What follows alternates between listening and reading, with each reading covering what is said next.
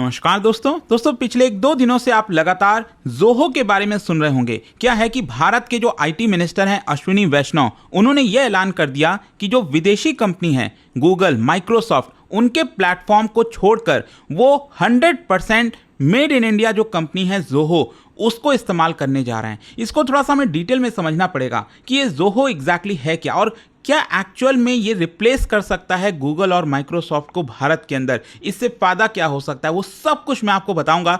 चलिए आगे बढ़ते हैं, लेकिन उससे पहले दोस्तों एक बहुत इंपॉर्टेंट खबर। जैसा कि आप सब जानते हैं 20 मिलियन पूरे हो चुके हैं स्टडी IQ के, और इसको लेकर एक ग्रैंड सेलिब्रेशन कल किया गया था इंदौर में। और उसी वक्त ये अनाउंस किया गया कि इस मौके पर हम आपको एक बड़ा ऑफर देंगे, मतलब ऐसा ऑफर जो शायद कभी भी आपको देखने को नहीं मिला होगा स्टडी IQ पर, जो कि है 2026 हो, 27 हो, 28 हो, किसी भी साल का बैच आप लेते हो, जो बैच आपको 30, 35, 40,000 तक में मिलता है, किसी भी बैच पर आपको फ्लैट प्राइस में मिल रहा है, दैट इज 20,000। मतलब probably this the best time. कोई भी साल की आप प्रिपरेशन करो, ज्वाइन करना चाहते हैं, इससे कम दाम पर आपको नहीं मिल सकता। लिंक कमेंट सेक्शन में दिया हुआ है, यूज करना है आपको ये कोड अंकित लाइव मैक्सिमम डिस्काउंट के लिए। कोई प्रॉब्लम है, दिक्कत है, ये फोन नंबर है, यहाँ पर कॉल करिए, मेरी टीम आपको अच्छे से गाइड करेगी। चलिए शुरुआत करते हैं। सबसे पहले थोड़ा सा बैकग्राउंड देख लेते हैं। क्या है कि यूनियन IT और इलेक्ट्रॉनिक्स मिनिस्टर अश्विनी वैष्णव ने रिसेंटली अनाउंस कर दिया कि वो माइक्रोसॉफ्ट 365 और जो गूगल वर्कस्पेस है उससे शिफ्ट होकर जो भारत की SaaS कंपनी है, SaaS मतलब basically software as a service, मतलब आप इंटरनेट के थ्रू बेसिकली जो सॉफ्टवेयर है उसका इस्तेमाल कर पाते हैं। मैं आपको बताऊंगा इसके बारे में। तो ये भारत की जो SaaS कंपनी है ज़ोहो, उसके ऊपर शिफ्ट कर रहे हैं, उसकी तरफ जा रहे हैं, और माइक्रोसॉफ्ट 365 और गूगल वर्कस्पेस वो यूज नहीं करेंगे। तो ये है क्या, देखो माइक्रोसॉफ्ट 365 पहले इसको ऑफिस 365 कहा जाता था। इसके अंदर बहुत सारे कई सारे ऐप्स आते हैं, जैसे माइक्रोसॉफ्ट वर्ड, माइक्रोसॉफ्ट एक्सेल हो गया, पावर पॉइंट हो गया, आउटलुक हो गया। आई एम श्योर आप सबने यूज किया होगा और ये काफी फेमस है, बड़ी मात्रा में इसका इस्तेमाल किया जाता है। वहीं गूगल वर्कस्पेस जो हम कहते हैं ना, पहले इसको G Suite कहा जाता था। इसमें बहुत सारे अगेन ऐप्स आते हैं। आई एम श्योर कि आप में से हर एक लोगों के पास जीमेल का अकाउंट होगा। जीमेल हो गया ईमेल के लिए, गूगल डॉक्यूमेंट्स हो गए, गूगल शीट हो गया, गूगल स्लाइड्स हो गए, ड्राइव हो गया, गूगल मीट हो गया। इतनी सारी चीज़ें होती हैं। आप कोई भी आज के डेट में एंड्रॉयड फ़ोन लेते हैं, उसमें आपको सारे गूगल के ये ऐप्स देखने को मिल जाते हैं, प्री इंस्टॉल रहते हैं। मतलब पूरी की पूरी डिपेंडेंसी आज के डेट में हमारी इनके ऊपर हो गई है, चाहे माइक्रोसॉफ्ट 365 हो या फिर गूगल वर्कस्पेस हो। तो यहाँ पर क्या है ना कि IT मिनिस्टर ने इसको पब्लिकली ट्विटर पर अनाउंस किया, ताकि भारतीयों के लिए एक एग्जाम्पल बन सके, और कहीं ना कहीं वो अर्ज कर रहे थे लोगों के लिए ताकि हम स्वदेशी प्रोडक्ट्स की तरफ जाएं। तो उन्होंने डायरेक्टली इसको प्रधानमंत्री जी का जो विजन है आत्मनिर्भर भारत का, उससे रिलेट किया और कहा कि डोमेस्टिक प्रोडक्शन पर हमें एम्फसाइज करना चाहिए, इनोवेशन हो गया, जो हमारी फॉरेन टेक जायंट्स पर डिपेंडेंसी है उसको कम करना चाहिए। और स्पेशली आपने देखा भी होगा रिसेंटली जिस तरह से टेक वॉर चला है, पूरा टैरिफ पे टैरिफ लगा रहे हैं डोनाल्ड ट्रंप। तो अभी तो आज सुबह मैंने बनाया है कि दैट इज जो आपका फार्मा हो गया, फार्मा के ऊपर भी अब टैरिफ लग रहा है, समझ रहे हो। तो इसी को लेकर प्रधानमंत्री मोदी जी ने कई बार इस चीज को अभी रिसेंटली कहा है, रिपीट किया है कि हमें आत्मनिर्भर बनने पर ज्यादा बल देना चाहिए, हमें उसके ऊपर ज्यादा फोकस करना चाहिए। खैर, यहां पर क्वेश्चन ये है कि ये ज़ोहो एग्जैक्टली है क्या। देखो, ज़ोहो कॉर्पोरेशन फाउंड किया गया था श्रीधर वेम्बू के द्वारा, और मैं बता दूं ये कोई नई कंपनी नहीं है। ऐसा नहीं है कि अब ये सब कुछ चल रहा है तो अचानक से नई कंपनी बन गई। ये बहुत पुरानी कंपनी है। सोच के देखिए, लगभग आप कह सकते हैं कि 30 साल के आसपास 1996 में इसको बनाया गया था। चेन्नई में ये हेडक्वार्टर्ड है, मल्टीनेशनल SaaS कंपनी है। और ये ऑफर क्या करता है, ये आप आज के डेट में देखोगे ना, ये जितने भी माइक्रोसॉफ्ट या फिर गूगल हमें प्रोवाइड करता है उसका ऑल्टरनेटिव आपको इसके अंदर मिल जाएगा। फॉर एग्जांपल, अगर हम जीमेल की बात करें, आउटलुक की बात करें, तो इसका ऑल्टरनेटिव ज़ोहो मेल है। अगर हम MS वर्ड की बात करें, गूगल डॉक्यूमेंट्स की बात करें, तो इसका ऑल्टरनेटिव ज़ोहो राइटर के नाम से है। अगर आप एक्सेल की बात करो, गूगल शीट्स की बात करो, इसका ऑल्टरनेटिव ज़ोहो शीट हो गया। पावर पॉइंट, गूगल स्लाइड्स की बात करें, इसका ऑल्टरनेटिव ज़ोहो शो हो गया। और यही नहीं, इसके अलावा 55 से भी ज़्यादा और भी ऐप्स हैं, HR से रिलेटेड, फाइनेंस, मार्केटिंग। तो सब कुछ पॉसिबल है ज़ोहो के थ्रू। ज़ोहो एक प्रॉफिटेबल बूटस्ट्रैप्ड, मतलब कोई भी आपको इसमें बाहर का निवेशक देखने को नहीं मिलेगा। और मैं बता दूं, आज के डेट में दुनिया भर में 100 मिलियन से भी ज़्यादा यूजर्स हैं, तो कोई छोटा अमाउंट नहीं है। तो यहाँ पर जो IT मिनिस्टर हैं उन्होंने कहा कि ज़ोहो इज़ इंडियाज़ प्राइड और वर्ल्ड क्लास ऑल्टरनेटिव है फॉरेन प्लेटफॉर्म का। तो यहाँ पर इसका पॉलिटिकल कॉन्टेक्स्ट भी आपको समझना होगा। ये जो पुश है वो कहीं ना कहीं स्वदेशी मूवमेंट 2.0 की याद दिलाता है। मतलब गवर्नमेंट जो है वो प्रमोट कर रही है लोकल ऑल्टरनेटिव्स को टेक्नोलॉजी में, सॉफ्टवेयर में या फिर मैन्युफैक्चरिंग में। ये जो मूव है वो अलाइन करता है जो भारत का डेटा सॉवरेनिटी का कंसर्न है ना। क्या है कि जो माइक्रोसॉफ्ट और गूगल के सर्वर्स ज़्यादातर आप देखोगे तो ये भारत के बाहर देखने को मिलेंगे। मतलब कि आज के डेट में आप ये जब इस्तेमाल करते हो ना, कोई भी डेटा फीड करते हो, कुछ भी डालते हो, तो इसका पूरा का पूरा जो डेटा है वो अल्टीमेटली भारत के बाहर चला जाता है। तो ये कहीं ना कहीं हमारे सॉवरेनिटी के लिए कंसर्न है, लेकिन ये भारत का है जो, तो ये चीज़ आपको समझना है। फिर इसके अलावा जो भारत की कंपनी है, अगर वो आप इसका इस्तेमाल करोगे तो इंडियन डेटा सेंटर जो है वो भारत में ही है। तो ये कहीं ना कहीं भारत इसको नेशनल सिक्योरिटी के पर्सपेक्टिव से हाईलाइट कर रही है, प्राइवेसी का बेनिफिट दे रही है। साथ ही साथ यहाँ पर जो डिजिटल नेशनलिज्म है उससे भी अलाइन करता है, क्योंकि दुनिया में और भी कई ऐसे देश हैं जो ये बिग जो टेक डोमिनेशंस है ना, ये जो गूगल और माइक्रोसॉफ्ट ने पूरा डोमिनेट कर रखा है मार्केट को, उससे थोड़ा सा बाहर जाना चाहते हैं, तो उससे भी आपको अलाइन देखने को मिलेगा। खैर, क्वेश्चन ये है कि माइक्रोसॉफ्ट और गूगल ही क्यों? क्योंकि मैं आपको बता दूं, जो ग्लोबल प्रोडक्टिविटी टूल्स हैं, ये जो मैंने आपको जितने भी बताए, चाहे एक्सेल शीट है, पावर पॉइंट है, जो भी कुछ है, तो इसका पूरा मार्केट शेयर अगर आप देखोगे ना, गूगल और माइक्रोसॉफ्ट का 80% कंबाइंड है, 80% से ज़्यादा। तो इसी की वजह से स्पेसिफिकली इनको टारगेट किया जा रहा है। ऑलमोस्ट जितने भी इंडियन कॉर्पोरेट्स हैं आज के डेट में, एजुकेशनल इंस्टीट्यूशंस हैं, गवर्नमेंट है, मैं आप सभी आज के डेट में इसी का इस्तेमाल कर रहे हैं। ये जो कंपनीज़ हैं वो फॉरेन करेंसी में चार्ज करती हैं। हमारा काफ़ी सारा जो डॉलर्स है, जो फॉरेक्स आउटफ्लो है, वो देखने को मिलता है। डीप इंटीग्रेशन हो रखा है। मतलब आज के डेट में देखिए, चाहे आप कभी लैपटॉप खोलो, मोबाइल खोलो, हर चीज़ इंटीग्रेटेड। आपने सर्च किया मोबाइल में, वो आपको डायरेक्टली लैपटॉप में भी दिख जाएगा।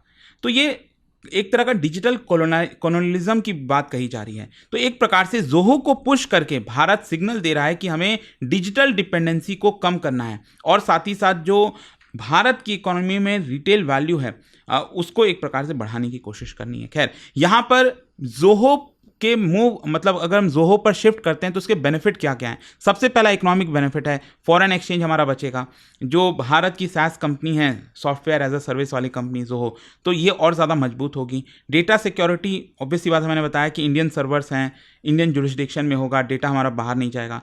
स्ट्रैटेजिक ऑटोनॉमी मिलेगी, मतलब ग्लोबल टेक जायंट, कभी जियोपॉलिटिकल डिस्प्यूट होता है, मान लो अभी ट्रम्प के साथ और ज़्यादा मामला खराब हो जाए, तो हो सकता है अमेरिका जो है वो सर्विस हमें प्रोवाइड ना करे, तो कहीं ना कहीं स्ट्रैटेजिक ऑटोनॉमी मिल सकती है। एम्प्लॉयमेंट भी होगा, हमारे देश में ही ज़्यादा जॉब्स क्रिएट होंगे, लोकल टेक इकोसिस्टम बूस्ट हो जाएगा। कॉस्ट एडवांटेज भी है, जोहो इन सबसे चीपर है, माइक्रोसॉफ्ट और गूगल से और सस्ता है। खैर, इसमें चैलेंजेस भी हैं। क्या गूगल और माइक्रोसॉफ्ट को हटाया जा सकता है? क्या जोहो एक अच्छा ऑल्टरनेटिव बन सकता है? इसमें चैलेंजेस हैं। सबसे पहला है फीचर गैप। क्या है कि माइक्रोसॉफ्ट और गूगल के पास दशकों का रिसर्च एंड डेवलपमेंट है, एडवांस्ड एआई है, स्ट्रांग इकोसिस्टम है, तो कहीं ना कहीं जोहो इसमें लैक कर सकता है। इसके अलावा इंटरऑपरेबिलिटी इश्यूज हैं, मतलब कि अगर आप माइग्रेट करते हो MS ऑफिस फाइल से, तो उसमें इश्यूज तो आएंगे ना, बहुत सारी प्रॉब्लम आएगी। कैसे आप उसको पूरी तरह से जोहो पर शिफ्ट कर जाओगे? पहले सोचिए, इतिहास में कितने सारे फाइल्स ऑलरेडी एग्जिस्ट करते हैं। फिर इसके अलावा मिलियंस ऑफ इंडियंस जो यूजर्स हैं, वो आदत लग चुकी है माइक्रोसॉफ्ट ऑफिस यूज़ करने की, गूगल डॉक्यूमेंट यूज़ करने की, तो ये चेंज में रेसिस्टेंस आ सकता है, लोग नहीं शिफ्ट करना चाहेंगे। फिर इसके अलावा ग्लोबल कॉम्पिटिबिलिटी, मतलब कहने का मतलब भारत में सिर्फ भारतीय कंपनी थोड़ी काम कर रही हैं, दुनिया भर की मल्टीनेशनल कंपनीज भी हैं, तो वो जो कंपनीज होती हैं वो इन्हीं पर डिपेंडेंट होती हैं, वो जोहो पर शायद नहीं जाएंगी।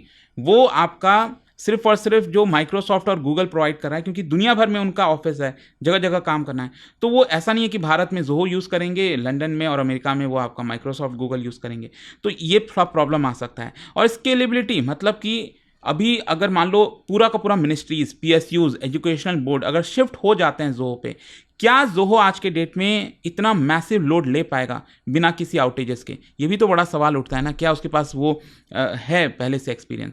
खैर, यहाँ पर सिंबॉलिज्म और प्रैक्टिकलिटी आपको समझना है। जो IT मिनिस्टर हैं अश्विनी वैष्णव, उनका जो अनाउंसमेंट था वो आज के डेट में थोड़ा सा आपको सिंबॉलिक देखने को मिल सकता है। मतलब कि वो एक लीडरशिप बाय एग्जांपल शो करना चाह रहे हैं। मतलब मास माइग्रेशन शायद आप तुरंत एक्सपेक्ट नहीं कर सकते कि सब माइक्रोसॉफ्ट गूगल से जोहो की तरफ शिफ्ट हो जाएंगे। शॉर्ट टर्म में तो ऐसा शायद नहीं लगता, क्योंकि बहुत सारे इश्यूज़ मैंने आपको बताया, टेक्निकल, फाइनेंशियल, अडॉप्ट करने के इश्यूज़ हैं।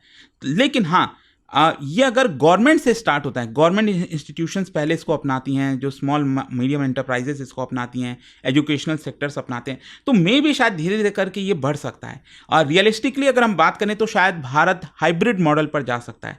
मतलब कुछ जो टास्क हैं वो ज़ोहो कर सकता है, और जो माइक्रोसॉफ्ट और गूगल हैं उनके लिए जो एडवांस्ड और ग्लोबल वर्क फ्लोज हैं वहाँ से जा सकता है। तो मे भी शायद एक मिक्स आपको देखने को मिल सकता है। खैर, इसका ग्लोबल रिएक्शन क्या है? देखो, जो श्रीधर वेम्बू हैं, फाउंडर हैं ज़ोहो के, उन्होंने शुक्रिया कहा आईटी मिनिस्टर का और कहा कि it's a movement of pride for Indian SaaS. और जो इंडियन टेक कम्युनिटी है उन्होंने भी इस मूव को वेलकम किया और कहा कि ये एक प्रकार से रिकॉग्नाइज करना हुआ भारत की जो ग्रोइंग सॉफ्टवेयर स्ट्रेंथ है।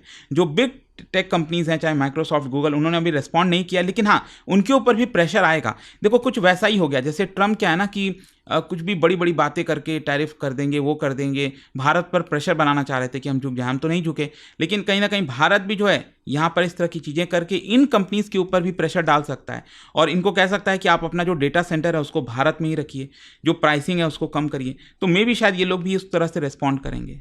खैर, इसका ओवरऑल इम्पैक्ट क्या हो सकता है? देखो, गवर्नमेंट जो है अगर मैंडेट करती है कि सभी लोग ज़ोहो पर शिफ्ट हो जाएं, तो मे भी अचानक से थोड़ा सा एक्सेलरेशन हो सकता है और ये इंस्पायर कर सकता है भारत की और भी जो सैस प्लेयर्स हैं कि वो भी और सारे फील्ड्स में काम करें, क्योंकि भारत सरकार इसको अडॉप्ट करने के लिए रेडी है। And it fits into India's tech sovereignty agenda. मैंने आपको बताया ना, जैसे क्या है ना कि चाइना में अगर आप देखोगे तो उनके पास सारे ऑल्टरनेटिव हैं, Huawei, Alibaba, cloud, WPS office, सब कुछ उन्होंने बना रखा है। तो भारत भी कहीं ना कहीं उस दिशा में जाना चाहेगा। लॉन्ग टर्म में कहीं ना कहीं ये भारत की जो टोटल डिपेंडेंसी है, डिजिटल डिपेंडेंसी है, वो कम हो सकेगी US बिग टेक जायंट्स के मुकाबले। तो ये पूरा वीडियो था दोस्तों। आई होप कि आपको अच्छे से अब डिटेल में समझ में आ गया होगा। बट आपसे मैं जानना चाहूँगा, क्या आप इस चीज़ को लेकर सोचते हो? क्योंकि क्या हुआ है ना, पास्ट में भी अगर आप देखोगे तो कई इस तरह के कदम आए कि भाई ट्विटर का ऑल्टरनेटिव आ जाएगा, ये हो जाएगा, तो बातें एक बार होती हैं पुश, लेकिन आप एक्चुअल में क्या सोचते हो? क्या एक ऑल्टरनेटिव ये बन सकता है? आप में से कौन लोग इस्तेमाल कर रहे हैं? क्या आप बता सकते हैं एक्सपीरियंस कैसा है? वो सब कुछ जानना चाहेंगे। जाने से पहले एक बहुत ही इंटरेस्टिंग क्वेश्चन, क्या बता सकते हैं भारत का जो नेशनल क्लाउड इनिशिएटिव है इसको क्या कहा जाता है? इन 4 ऑप्शन में से आपको बताना है। इसका राइट आंसर आप सब जानते हैं, मेरे इंस्टाग्राम पर तो मिलेगा ही, वहाँ पर अगर आप नहीं हो कोई बात नहीं, टेलीग्राम से ले सकते हैं इसका सही उत्तर। और दोस्तों, जैसा मैंने आपको बताया, 20 मिलियन के खुशियों में यहाँ पर स्टडी IQ एक बड़ा आप सभी के लिए अपॉर्चुनिटी लेकर आया है, जहाँ पर कोई भी बैच, कोई भी कोर्स हमारा जो है सिर्फ 20,000 में, जो प्राइसेस आपको 35-40 तक पे करना होता था, by using this code Ankit live ये आप ले पाओगे। कोई भी प्रॉब्लम है, दिक्कत है, फ़ोन नंबर दिया, आप इस पर कॉल करिए, मेरी टीम आपको अच्छे से गाइड कर देगी। दोस्तों, आपके प्यार और ट्रस्ट की वजह से आज स्टडी IQ IS ने अचीव किया है 20 मिलियन सब्सक्राइबर्स का माइलस्टोन, और इस सेलिब्रेशन को बनाने के लिए और भी स्पेशल हम लाए हैं 20 मिलियन सब्सक्राइबर सेलिब्रेशन सेल, जहां पर आप कोई भी UPSC P2I फाउंडेशन कोर्स सिर्फ 20,000 के वैल्यू में खरीद सकते हैं। ये वैलिड है for UPSC 2026 foundation course, UPSC 2027 foundation course या UPSC 2028 फाउंडेशन कोर्स। मतलब सिर्फ 20,000 में शुरू करो IAS IPS की ultimate journey with top faculties, 1000+ hours of live classes, 1-on-1 personal mentorship, hand written notes plus PRP and MRP programs. इसको लेने के लिए आपको जाना है स्टडी IQ ऐप या वेबसाइट पर, सर्च करिए UPSC P2I foundation and use करिए code Ankit live ANKITLIVE for maximum discount और अपना सीट अभी लॉक करिए। अभी भी अगर आपको कोई डाउट है तो इस नंबर पर मेरी टीम से संपर्क कर सकते हैं।